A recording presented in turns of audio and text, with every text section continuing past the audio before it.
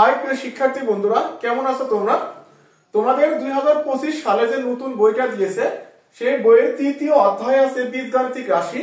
আর আজকে আমরা তৃতীয় অধ্যায়ের 3.1 এর দ্বিতীয় নম্বর অঙ্ক অর্থাৎ সরলের যে 4টা অঙ্ক ছিল 4টা অঙ্ক আমরা সমাধান করব। এর আগের ক্লাসে আমরা প্রথম 1 নম্বরের সূত্রের সাথে বর্গ নির্ণয় এই অঙ্কগুলো দেখিয়েছিলাম, তোমরা এগুলো দেখে আসতে পারো। তো আজকে আমরা দ্বিতীয় অর্থাৎ ক খ গ ঘ এই 4টা অঙ্ক সমাধান করব। এই 4টা অঙ্ক সলভ করার জন্য আমাদের এই 3টা সূত্রের দরকার হবে। আমরা গত ক্লাস এই 2টা সূত্র শিখিয়েছি, আজকে এক্সট্রা করে a স্কয়ার মাইনাস b স্কয়ারের সূত্রটি দরকার হবে। তো আমরা জানি যে a square minus b square সমান কি বলতো a plus b into a minus b। a square minus b স্কয়ারের সূত্র কি বলো a plus b into a minus b। তো আসো ফার্স্টে আমরা 2 নম্বরের ঘ থেকে শুরু করি। আমরা ঘ থেকে ধারাবাহিকভাবে ক নম্বর পর্যন্ত শেষ করব ইনশাআল্লাহ। তো দেখো আমাদের ঘ নম্বর প্রশ্ন দেওয়া আছে, এই ধরনের সংখ্যার যে প্রশ্নগুলো দেওয়া থাকে এইগুলোর মধ্যে ডেফিনেটলি কোনো মিল থাকবে। তুমি একটু খেয়াল করো, দেখো এইখানে প্রথমটা যা দেওয়া আছে দ্বিতীয় প্রশ্নের মানও কিন্তু সেম। আবার তুমি খেয়াল করো এই সাইডে যে 2টা মান দেওয়া আছে, প্রথমটা যা দেওয়া আছে দ্বিতীয়টাও সেম দেওয়া আছে। আমরা গত ক্লাসে শিখিয়েছিলাম যদি 2টা সংখ্যা একই থাকে, মনে করো এখানে y গুণন y, তো আমরা লিখতে পারি কি বলো y স্কয়ার লিখতে পারি। সেম ভাবে এখানে 2টা যেহেতু একই সংখ্যা আমরা লিখতে পারি 2 3 4 5 এর উপর স্কয়ার। বুঝছো নাকি তাই বলো? সেম ভাবে এখানে 759 গুণন 759, তো এইটাকেও তো আমরা লিখতে পারি 759 এর উপরে হোল স্কয়ার। বুঝছো নাকি তাই বলো? এরপরে এইখানে 2টা তো আর এক জিনিস না, তো এটা যা আছে আমরা তাই লিখে দেব, অর্থাৎ 2 3 4 5 7 5 9। তো এইবার যদি আমরা এই লাইনটাকে একটু সূত্র আকারে ভাঙি, এই দেখো তুমি যদি এই প্রথমটাকে মনে মনে a ভাবো, যদি এটাকে a আর যদি এটাকে b ভাবো, তো a square minus b square হয়ে যাবে। আমরা যদি প্রথমটাকে a আর পরেরটাকে b ভাবি, তো a স্কয়ার মাইনাস b স্কয়ারের সূত্র হয়ে যাবে। তো সূত্র ছিল আমাদের a প্লাস b, তো আমাদের a মানে 2 3 4 5 প্লাস b অর্থাৎ 7 5 9। এই দেখো a plus b into a minus b, a plus b into কি বলো a মাইনাস b, অর্থাৎ 2 3 4 5 মাইনাস 7 5 9 ডিভাইডেড বাই আমাদের হরে দেওয়া ছিল 2 3 4 5 মাইনাস 7 5 9। তো এখন তোমরা বুঝতে পারতেছো যে এটা আমি কালো কালার দিয়ে লিখেছি, এই 2টা পরস্পর কেটে যায়। দেখছো এই 2টা পরস্পর ভ্যানিশ হয়ে যাচ্ছে, তাহলে আমাদের এখানে থাকবে কি বলো 2 3 4 5 প্লাস 7 5 9। যদি এই 2টা যোগ করে বসিয়ে দিই তাতে আমাদের অ্যানসারটি হয়ে যাবে। তো আমরা যোগ করব কিভাবে, এই দেখো সর্ব ডান দিক থেকে শুরু করবে, এটার প্রথমটার সাথে এটার প্রথমটা যোগ করবা।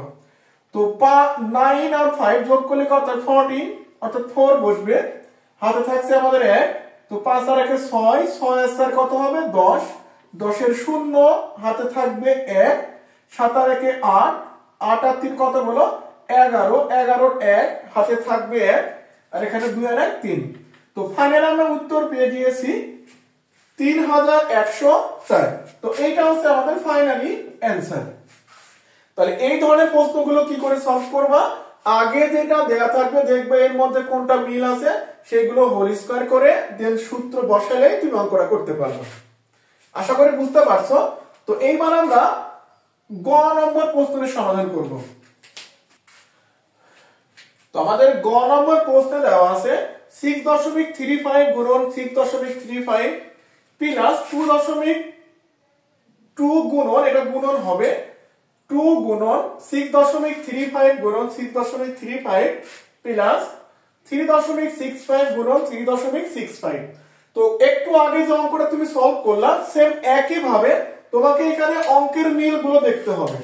দেখো তুমি প্রথমে যে 6.35 আর 6.35 দেওয়া আছে 2টা সেম, আমরা এই 2টাকে একবারে লিখতে পারি 6.35 তার হোল স্কয়ার, আশা করি বুঝতে পারছো, প্লাস এখানে 2 রাখো, এখানে 6.35 গুণন 3.65, এই দুইটা আলাদা টার্ম, এই জন্য দুইটাকে আমি এইভাবে রাখলাম, প্লাস যদি এই লাস্টেরটাকে তুমি লিখে দাও 6.35 গুণন 6.35, দুইটা আবার সেম জিনিস, তো এইটাকে আমরা হোল স্কয়ার লিখতে পারি 3.65 তার স্কয়ার। এই বলো এই লাইনটা বুঝছো নাকি বলো, এই দুইটার হোল স্কয়ার লিখেছি, মাঝে যা আছে তাই, এই দুইটারও আমরা হোল স্কয়ার লিখে দিয়েছি। এখন প্রশ্ন হচ্ছে এইটা লিখার পরে আমার কি লাভ হয়েছে?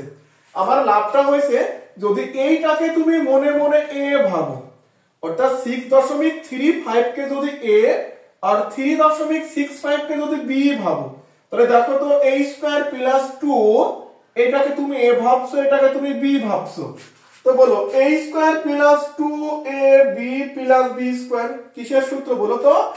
a প্লাস b হোল স্কয়ারের সূত্র হয়ে যাচ্ছে, a প্লাস b হোল স্কয়ারের সূত্র। এখানে a মানে কি বলো? 6.35 প্লাস b মানে 3.65 তার হোল স্কয়ার। মাথায় গিয়েছে নাকি বলো? আমরা a প্লাস b হোল স্কয়ারের সূত্র বসিয়ে দিলাম। তো যদি এই দুইটা মান যোগ করো তাহলে এখানে আসবে আমাদের 10 স্কয়ার, 10 স্কয়ার দ্যাটস মিন 100। তো এই ধরনের প্রশ্নগুলো আশা করি এখন যদি আমাদের পরীক্ষায় আসে তো আমরা করতে পারবো। তো এখন আসলে আমরা এখান থেকে ক নম্বর প্রশ্নের সমাধান করি। আমাদের ক নম্বর প্রশ্নে দেওয়া আছে 7p plus 3q minus 5r তার হোল স্কয়ার মাইনাস 2 ইনটু, এখানে দেখো এইটার সাথে এই মানটা মিল আছে, এই দুইটার সাথে এই দুইটা মান মিল আছে। তো এখানে আমরা কি বুঝতে পারতেছি? আমি আগে বলছি আমাদের শুধু কাজ হবে মানগুলোকে সুন্দর করে মিলানো। তো যেহেতু এখানে মানগুলো অনেক বড় বড়, তোমার সূত্র বুঝতে সমস্যা হতে পারে, এই জন্য আমি মানগুলোকে ধরে নেব।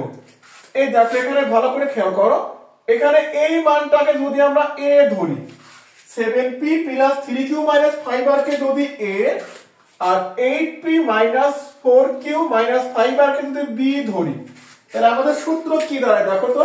বাকি দুইটা কিন্তু সেম আছে।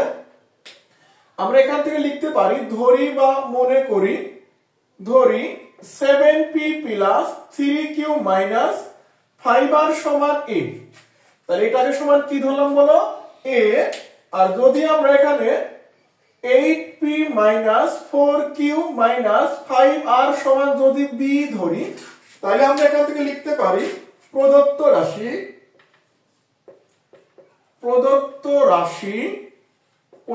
আবার শুধু মানগুলোকে রিপ্লেস করো। তাহলে 7p plus 3q minus 5r এটা সমান কি ধরছো বলো? a ধরছো। তাহলে a উপরে একটা স্কয়ার দিয়েছিল, আমরা লিখতে পারি a স্কয়ার মাইনাস এখানে 2 আছে 2 লিখে দাও।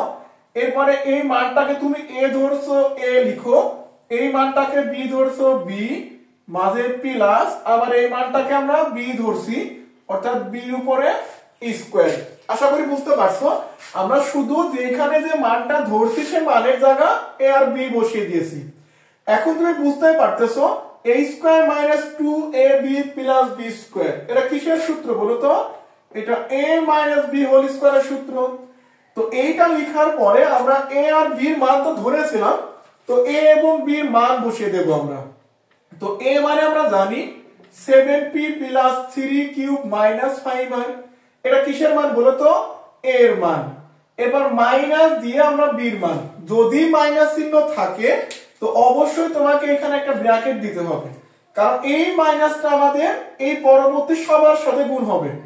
তো আমরা লিখে দেব 8p minus 4q minus 5r।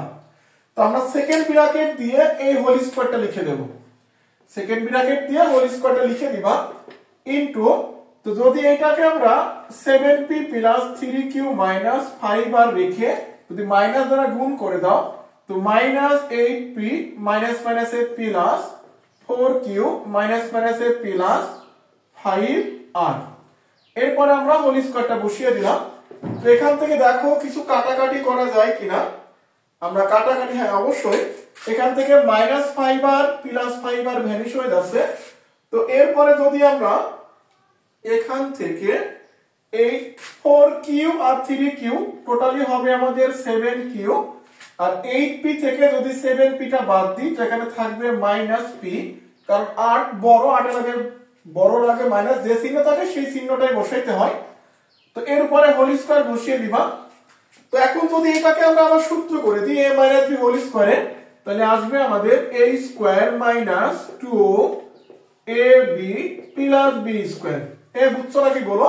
এটা তো আশা করি বর্গ নির্ণয়ের সময় শিখিয়েছিলাম। তো এটা হবে আমাদের 7 7 49। আমরা গত ক্লাসে ক্যালকুলেশন গুলো দেখিয়েছিলাম যে উপরে স্কয়ার মানে ভিতরে সংখ্যা দুইবার করে গুণ হবে। তো 7 দুইবার গুণ করলে 49, কিউ দুইবার গুণ করলে হবে কিউ স্কয়ার। আর এখানে 7 2 করে 14 p q plus p square. এইটা হচ্ছে আমাদের ফাইনালি অ্যানসার। তাহলে আমরা 2 নম্বরের যে 4টা সরল ছিল এখানে ক নম্বর, গ এবং ঘ 3টা করে দিয়েছি। ক নম্বর আর খ নম্বর সেম অঙ্ক, তো আমি এখান থেকে ক নম্বরটা করে দিয়েছি, তোমরা খ নম্বরটা হোমওয়ার্ক হিসেবে করবা। তো আশা করি তোমরা বুঝতে পারছো। তো এর পরবর্তীতে আমরা তৃতীয় থেকে যে মান নির্ণয় প্রশ্নগুলো ছিল সে প্রশ্নগুলো আমরা সলভ করব। এতক্ষণ আমাদের সাথে থাকার জন্য ধন্যবাদ সবাইকে। আসসালামু আলাইকুম।